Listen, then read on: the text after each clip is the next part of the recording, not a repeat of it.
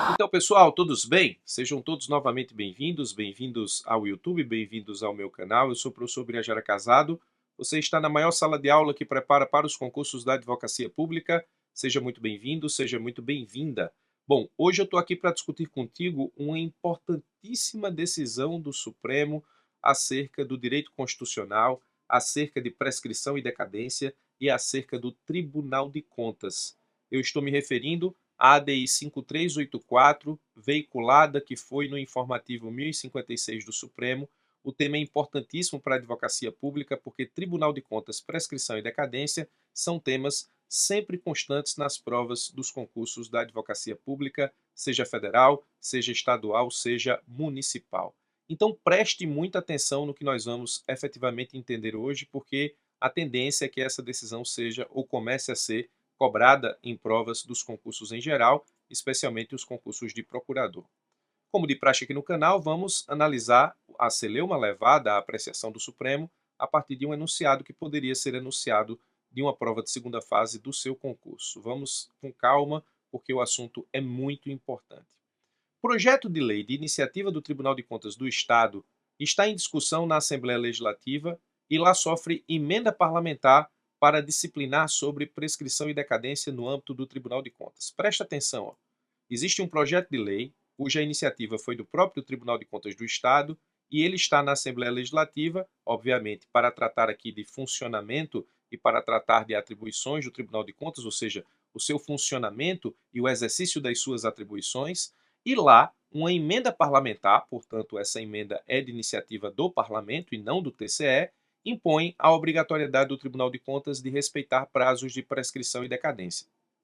Essa emenda fixou que o TCE deve respeitar a prescrição dos atos de improbidade, dos atos de ressarcimento nos termos da jurisprudência do Supremo, além da imprescritibilidade dos atos dolosos de improbidade que causem prejuízo ao erário. Praticamente, obrigatoriamente estabeleceu aqui que o TCE vai ter que respeitar prescrição e decadência e a jurisprudência do Supremo firmada acerca desses institutos. E a emenda tem por objetivo aqui obrigar o TCE a respeitar os atos de prescrição e decadência, mesmo que os institutos se apliquem, a princípio, apenas à provocação jurisdicional e não do Tribunal de Contas. Eu vou explicar isso aqui melhor daqui a pouco. O Ministério Público ajuizou a ADI no Supremo, que é justamente a ADI 5384 que nós estamos estudando, e nessa ADI o MPF ele estabeleceu dois argumentos para atestar, na sua visão, a inconstitucionalidade da emenda parlamentar. Ele acusou a emenda parlamentar de, primeiro, quebrar a simetria. O que é isso? O Ministério Público disse o seguinte, ó: no âmbito do Tribunal de Contas da União, não existe norma constitucional nem infraconstitucional que obrigue o Tribunal de Contas da União a respeitar prazos de prescrição e decadência para a análise, nesse caso, do mérito dos atos que chegam efetivamente à sua apreciação. Se o Tribunal de Contas da União ele não está obrigado a respeitar prazos de prescrição e decadência, quebra essa simetria quando eu obrigo um Tribunal de Contas de Estado a respeitar prazos de prescrição e decadência. Esse é o primeiro argumento do MPF, argumento importante, porque, de fato, o Tribunal de Contas da União não tem essa obrigatoriedade, nem prevista na Constituição Federal, nem prevista em lei infraconstitucional. Segundo, ele disse que a emenda viola a iniciativa legislativa privativa do TCE para tratar sobre suas normas ou normas de organização e funcionamento próprios. Exatamente, o enunciado disse que existe um projeto de lei cuja iniciativa do Tribunal de Contas está no Parlamento, na Assembleia Legislativa.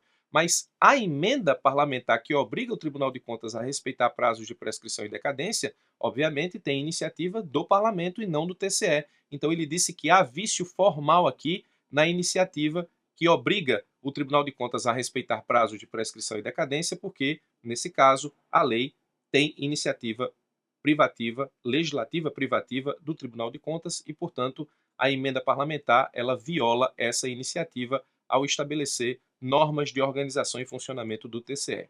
Se isso estivesse na sua prova de segunda fase, o seu examinador perguntaria: o MPF tem razão? Então, obviamente, você vai ter que analisar aqui se esses argumentos do Ministério Público eles são suficientemente, digamos, fortes para a declaração de inconstitucionalidade dessa emenda parlamentar. Bom, Antes, eu preciso chamar a tua atenção aqui e pedir para que você tenha muito cuidado com a seguinte situação. Lembre-se que prescrição e decadência são institutos de direito público, ou seja, são institutos ou matérias de ordem pública que estabelecem a impossibilidade de você levar ao Poder Judiciário a discussão de uma pretensão jurídica pautada num direito subjetivo.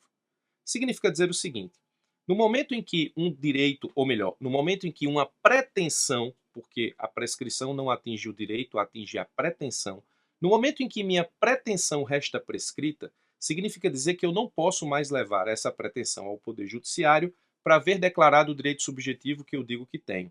Mas o meu direito continua existindo. O que eu não posso mais é contar com o Poder Judiciário para declarar a sua existência.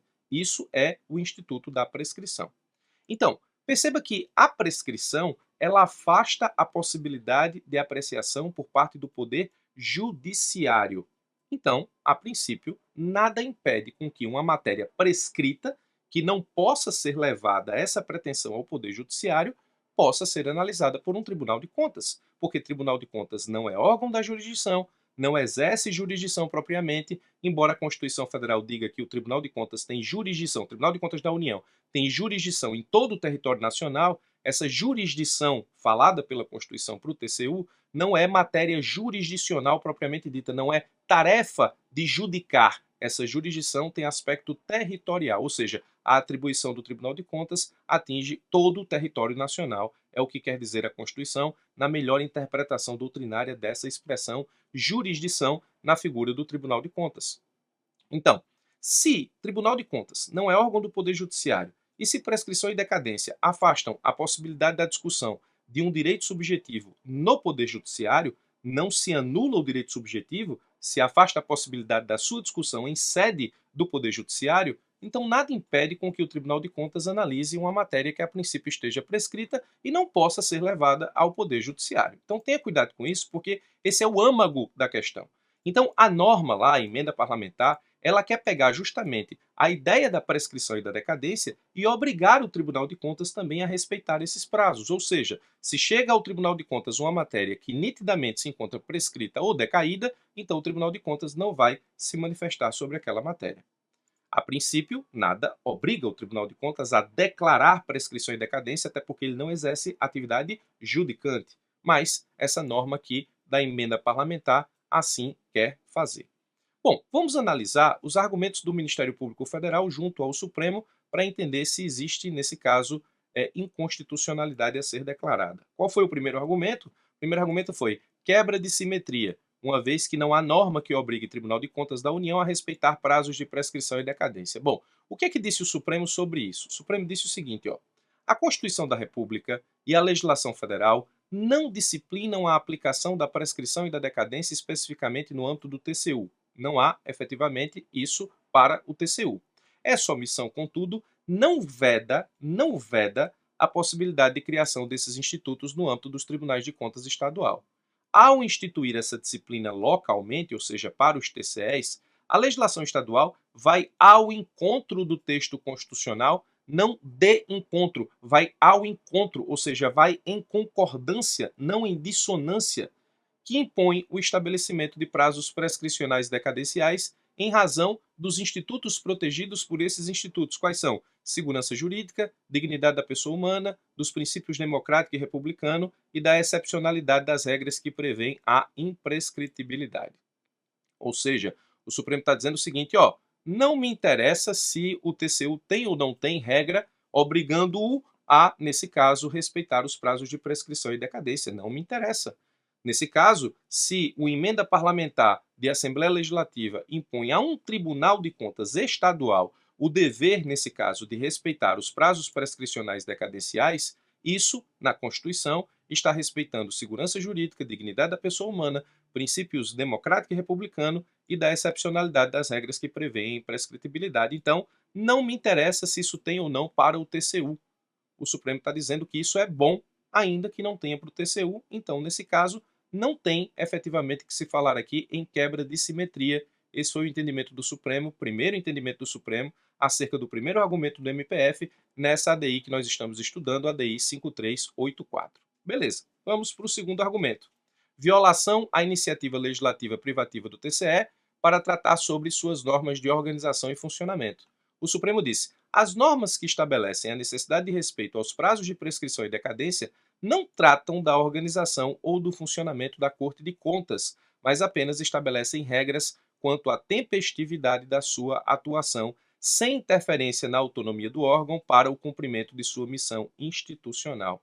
Então, o Supremo afastou a ideia de que existia aqui defeito de iniciativa na emenda parlamentar quando obriga, nesse caso, os tribunais de contas dos estados a respeitar prazos de prescrição e decadência. O Supremo disse que esse tipo de norma não ataca o funcionamento da Corte, não ataca a sua autonomia, não interfere na sua organização, então nós não temos aqui vício de iniciativa. O Supremo, então, afastou os dois argumentos da Procuradoria-Geral da República para declarar a constitucionalidade da norma objeto de emenda parlamentar.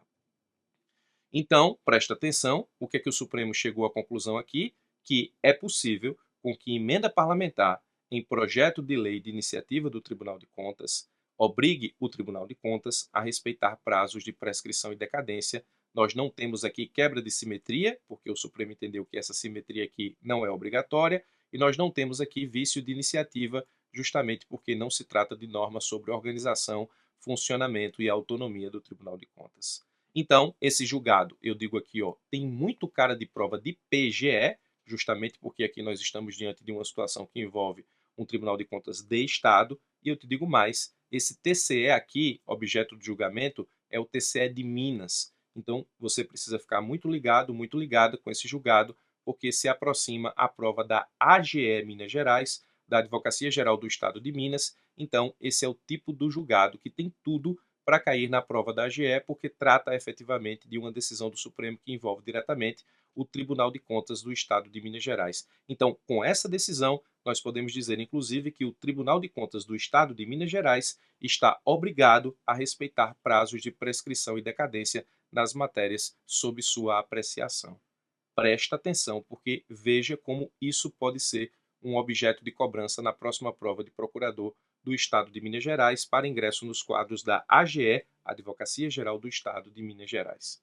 Eu espero ter te ajudado. Preste atenção quando eu digo quando uma decisão é importante. Essa é muito importante, tem muito cara de prova das procuradorias de Estado, mas pode cair também qualquer prova da advocacia pública, tanto a União quanto as procuradorias gerais municipais. Decisão muito importante na DI 5384. Essa decisão acabou sendo muito esquecida no que diz respeito aí aos portais de notícia, mas é uma decisão com muito cara de prova e merece toda a sua atenção. Espero ter te ajudado com mais essa. Forte abraço e até os nossos próximos encontros.